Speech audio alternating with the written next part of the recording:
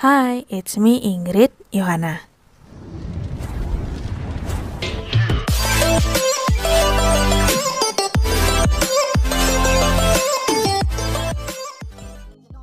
Halo teman-teman.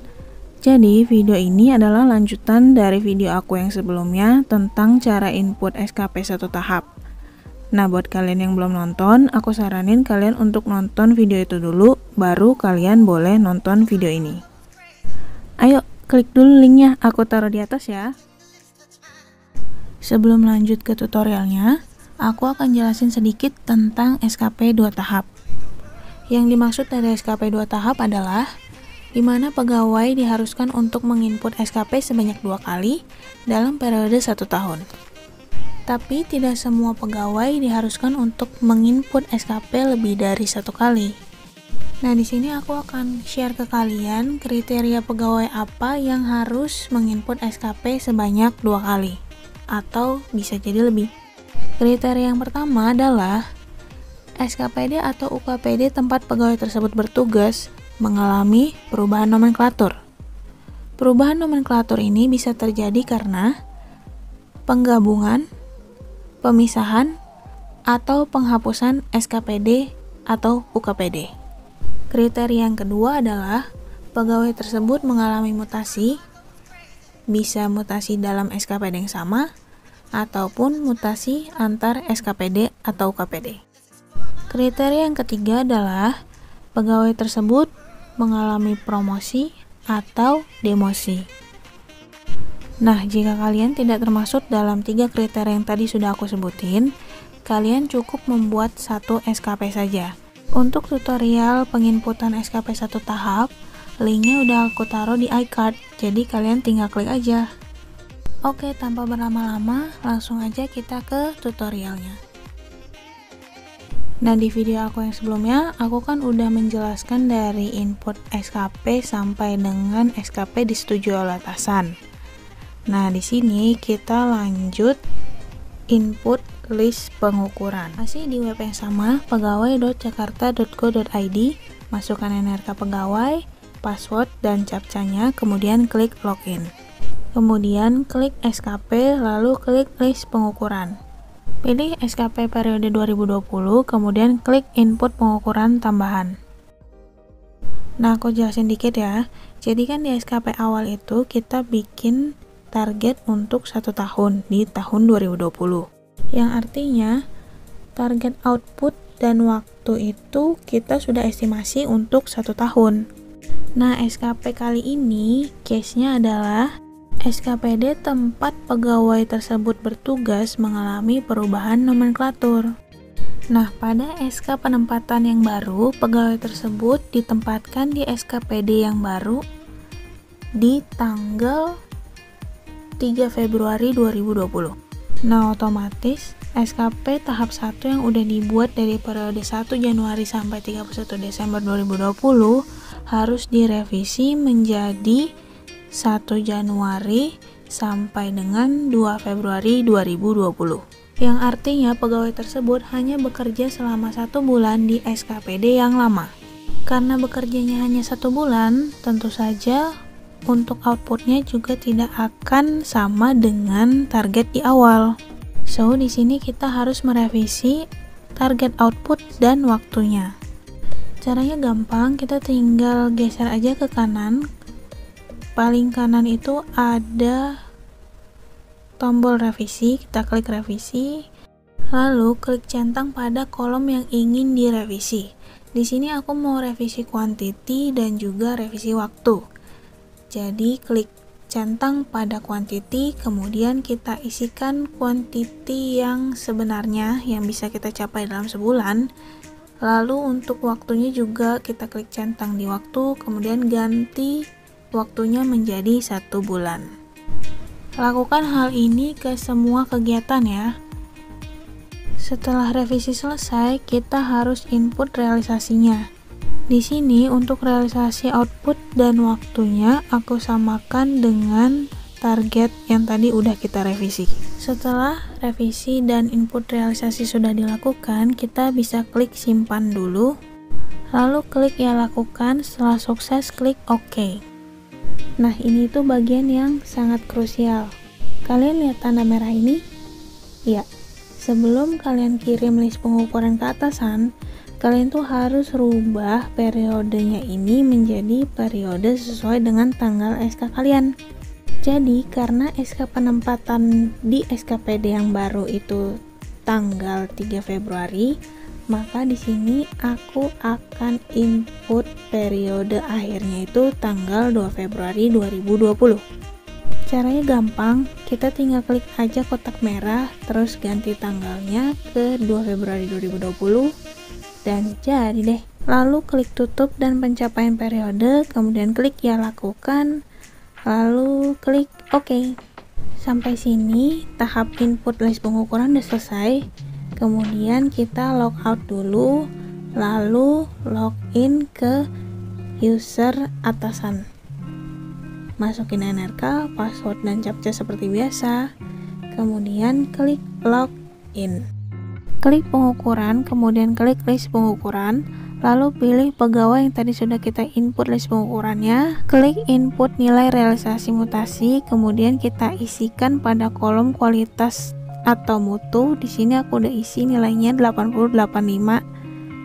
Kemudian kita klik setujui, kemudian klik ya lakukan, kemudian klik OK. Setelah itu klik SKP lagi, kemudian klik buku catatan perilaku, pilih pegawai yang tadi kita ukur, klik input penilaian,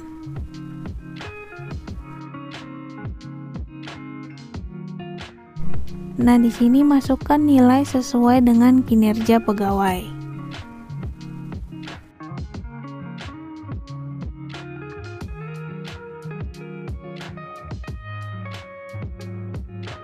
Setelah selesai, klik simpan, kemudian klik OK 2 kali.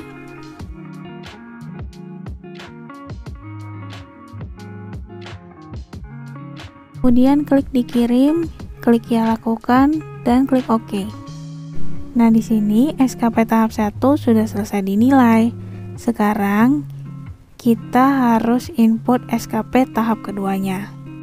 Login lagi ke user pegawai.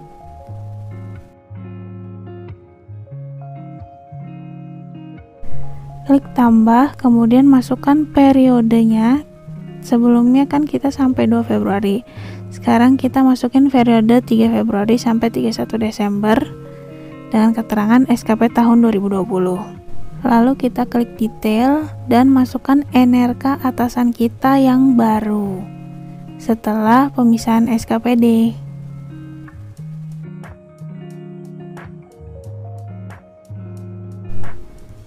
Tekan enter, kemudian sukses. Kemudian kita input kegiatan. Di sini aku based on dokumen Anjap ya. Jadi untuk semua kegiatan aku samain dengan Anjapnya sesuai dengan jabatan pegawai tersebut. Jangan lupa ya teman-teman, untuk kalimatnya tidak boleh menggunakan kalimat kerja, melainkan kalimat yang dapat terukur. Jadi di sini dari Anjap itu tupoksinya aku rubah kalimatnya menjadi kalimat yang dapat diukur. Buat kalian yang masih bingung tentang kalimat yang dapat diukur itu seperti apa, kalian bisa nonton video aku udah jelasin di video SKP 1 tahap. Nah, untuk waktunya disesuaikan ya teman-teman. Di situ aku ada salah input waktu yang harusnya itu 11 bulan malah aku input 12 karena yang 1 bulannya itu udah ada di SKP awal. Setelah itu kita klik simpan dan akan muncul seperti ini. Jika sudah yakin, kita bisa klik kirim, klik ya lakukan, dan klik OK. Di sini SKP tahap 2 kamu sudah selesai diinput dan tinggal menunggu validasi dari atasan. Kemudian kita login dengan username atasan yang baru. Seperti biasa isi NRK, password dan captcha, lalu klik login. Nah, klik SKP, kemudian form SKP, pilih pegawai, kemudian klik cek SKP. Ini atasan tuh memeriksa apakah kegiatan sudah sesuai. Jika belum bisa diedit, tapi jika sudah, klik diterima, kemudian klik ya lakukan, dan SKP tahap kedua sudah disetujui.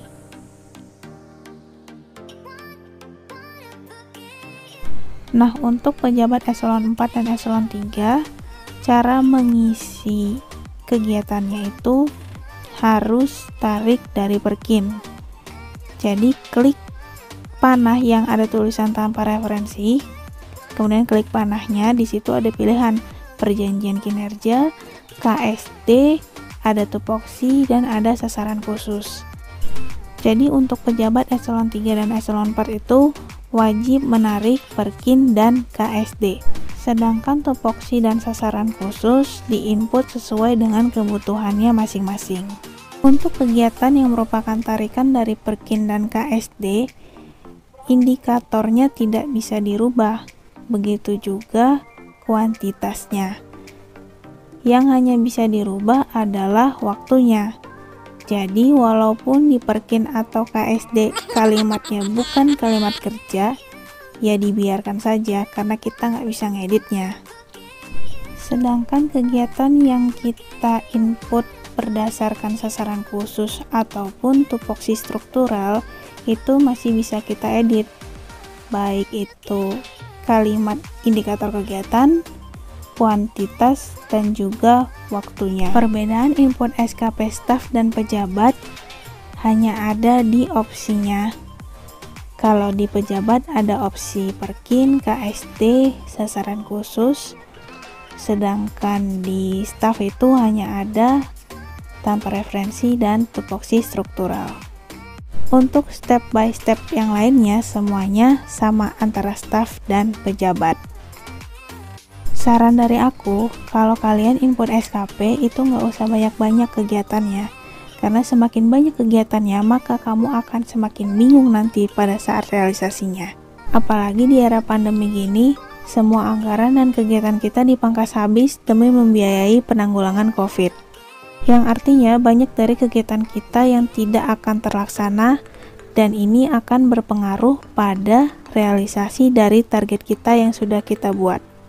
Ini aku akan kasih tutorialnya ke kalian gimana caranya sinkronisasi antara Renkin dan ITPP. So, buat kalian yang belum subscribe, jangan lupa subscribe channel ini dan aktifkan lonceng notifikasi supaya kalian bisa update video-video terbaru dari aku. Sekian dulu video kali ini. Kalau kalian suka, kalian bisa klik like, komen, dan share ke seluruh sosial media yang kalian punya. Thank you so much for watching. Semoga membantu, and until next time. Bye.